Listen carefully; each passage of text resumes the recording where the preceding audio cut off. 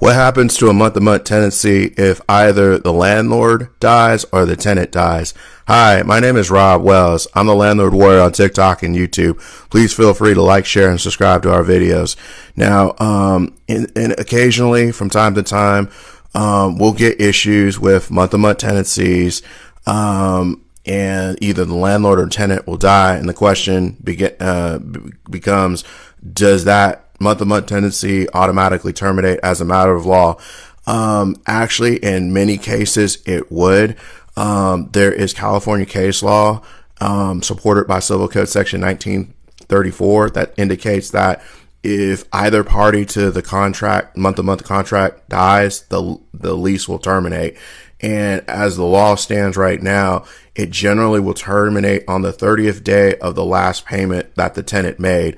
That's to protect the tenant for, getting the full time of the tenancy that they paid for. And with a month-to-month agreement, because it just goes in perpetuity until either party gives notice. When someone dies, basically, it's like you can't have a contract like that anymore. So the law just deems it as terminated.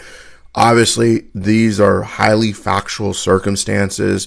The results could be different if there are multiple parties on the lease, like two landlords and two tenants, and only one of them dies. And your lease probably is not going to terminate.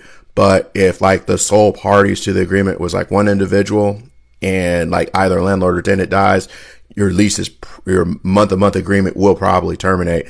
And good thing I did say about leases, leaseholds don't terminate in this manner. So if you have a lease for like a year or two and either landlord or tenant dies during that lease term, that lease doesn't automatically terminate under the same rules. So if you have a situation where a landlord and or a tenant has died, it's probably best to talk with competent landlords counsel, because the facts could really